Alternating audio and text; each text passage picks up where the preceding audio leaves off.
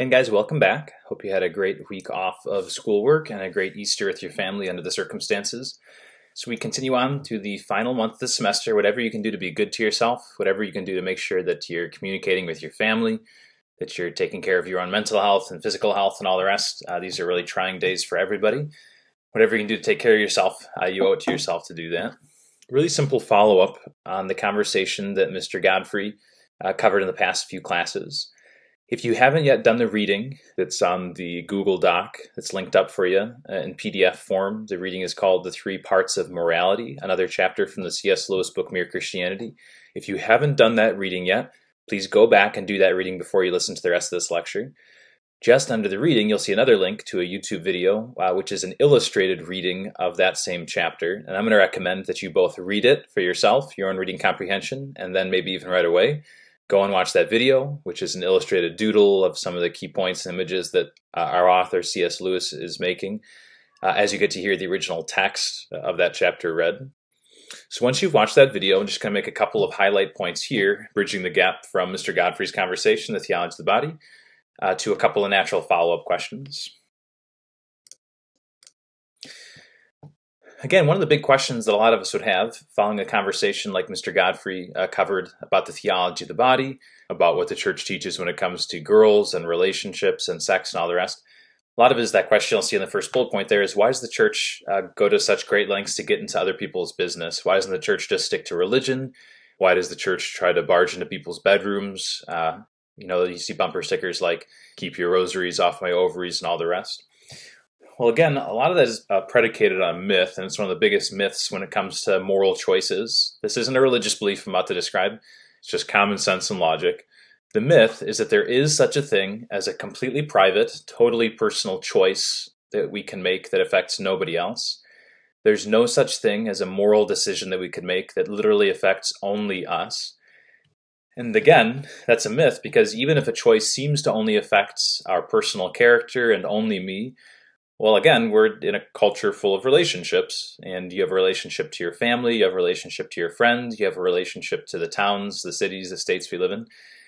And even if something seems to be a personal right of yours or a personal decision that you have to make that nobody can take from you and all the rest, the fact of the matter is, this is just logic, that any decision you make is absolutely going to affect other people around you. We see that in a very vivid way right now. Maybe you have opinion about Governor Whitmer's policies. Maybe you think it's time to liberate Michigan. Maybe you think that they're completely reasonable on the other hand and that this is the right thing to do. But the reality is your personal freedoms and just going out and living your life as you would like to as though there's no pandemic going on. Again, that is a personal moral choice, but it's absolutely one that affects all the people around you. It might be the choice that you take on yourself to live a certain way, but you can't prevent that from having ramifications from on the world around you, and the city, and the family, on the people you find yourself in relationships with. So again, part of the reason why the church even has teachings about this subject, just stemming right from Jesus' own teaching on the subject, is because it's not just about personal preferences and ways of living. The fact of the matter is that there's no such thing as completely private, completely personal moral choices that affect nobody else. So that said, when the church does teach on subjects like the theology of the body or any other moral subject, it's always a teaching based on the value and the dignity of the human person. It's not just religion. It's not just some obscure passage from the book of Leviticus. The church's teachings are always logical extensions of what it means to be a human person, what it means to live in quality relationships, what it means to live with justice and fairness to the people around us.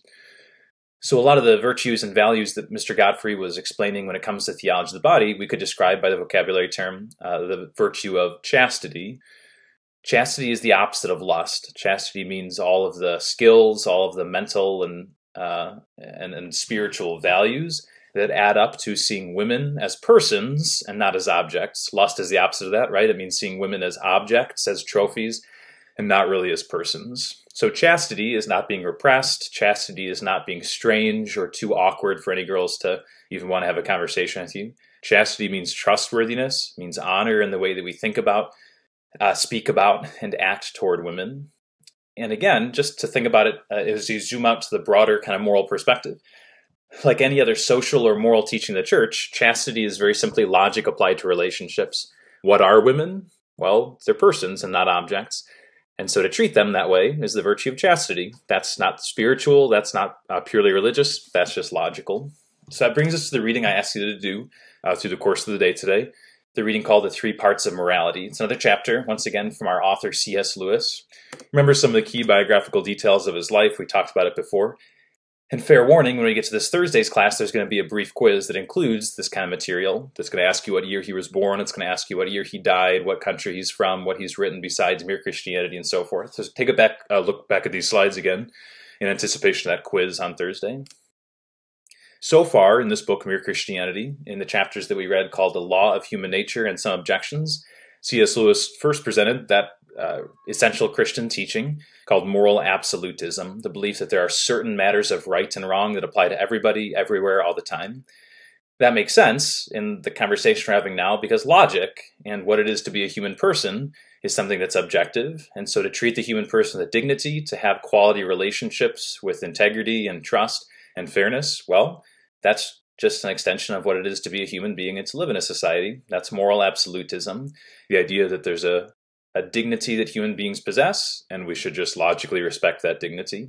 That's the opposite of moral relativism, the idea that every society makes up its own moral rules, that there is no fundamental dignity that human beings have, that you can just act however you choose, and if it's right for you, it's right for you. Again, that's the opposite of what we as Christians believe. We as Christians are moral absolutists, and I want to suggest that logic suggests that we be moral absolutists. If you want to argue, like C.S. Lewis says, that this is just an instinct we have, it's a herd instinct, it's just following social norms and so forth, the fact of the matter is that a lot of times what we would consider in our minds intellectually to be the right thing to do, that honors the dignity of the people around us, it's a lot of times the opposite of what our instincts would tell us. We might feel like running away and leaving our friends to get beat up, but we have a conviction, a belief that it's beneath our dignity to do that. And so the right thing to do is the opposite, in that case, of what our instincts would suggest. Even if societies throughout history, Lewis said in one of our early readings, have seemed to be very different in their moralities, when you look a little bit closer, it's never amounted to a complete difference where people were honored for being thieves and cheaters, where people were raised up as moral examples if they ran away in battle. That's what a total moral difference would look like, and we haven't seen that in any human society we've ever been aware of. The fact that there are more consistent standards of human values than there are different standards of human values, it's an argument once again for the Christian view of moral absolutism. The chapter I asked you to read for today, really simply, C.S. Lewis asks, like a lot of people might ask, like we might be asking after the Theology of the Body unit, why all these moral rules? Why does the church just keep putting forward these ideas about ways that we should live? Why doesn't the church just stick to religion? Again, C.S. Lewis gives the kind of thought, like, well, God must just be somebody who's interested in making sure we don't have any fun. C.S. Lewis uses an image, an analogy, in order to describe how morality is supposed to govern good relationships in a society. He says that morality in a society is something like a fleet of ships. If you're part of the Navy, if you're part of a set of ships that are sailing somewhere in formation, well, what are the things that you need in order for that fleet to be successful? Number one, each ship has to be seaworthy. If your ship's taking on water, if your ship can't float anymore, well, obviously there's a problem. If the ships are not sailing in formation and they start bumping into each other and start damaging each other, once again, we have a problem. And like Lewis says, if the ships set out and end up in New York, but they're supposed to end up in Calcutta, well, that's also a problem. There's the question of where the entire fleet is going. Got the analogy? Got the image? C.S. Lewis says that morality is something like that. It's not rules to prevent having fun. It's not religious ideals that we're supposed to impose on everybody else. Morality matters in the same way each of those three standards or principles of making a fleet successful matters.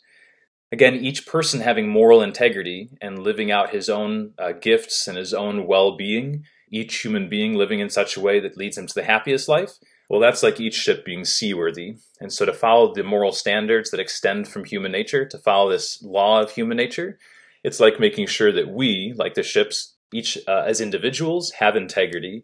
We can do what our gifts enable us to do.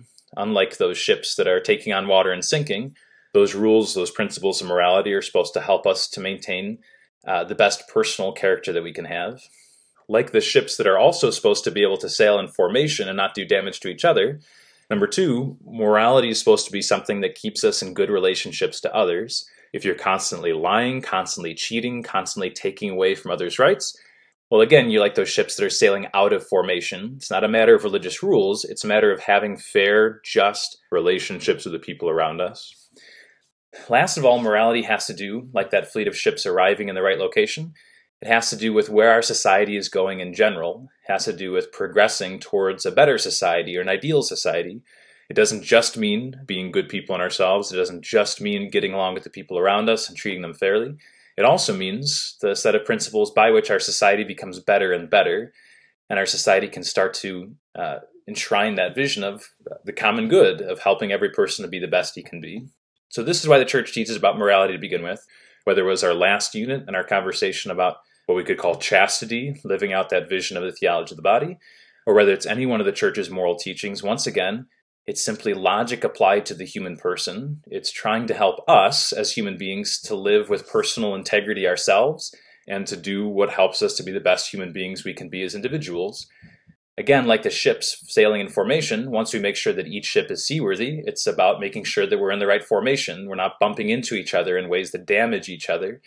It's about making sure that we have the kinds of relationships that, according to logic and human dignity and human evolution and design, that we're living in the best possible, fairest possible relationships to others. And last of all, helping our society to be the best society it can be. A couple of assignments for you that we're looking for you to do. There's an attendance assignment, very simply from the Google Doc describing today's work. Very simply go and answer the single question. It has to do with the reading I asked you to do for today and this lecture that describes it. Your homework assignment, you will not find through Google Forms. It's back in MyCC, so go to your assignment center and open up participation assignment number 2. And like we've done before, it's a discussion board post and a reply. Don't miss that reply. Your job is to take a look at the instructions there to craft your own original 4 to 5 sentence post. And then sometime before Thursday, check back in your own class period under that assignment, see what everybody else has said on the subject of how our moral decisions affect the people around us, and then reply to somebody else. Don't just say, I agree, or I disagree, or no, that's wrong.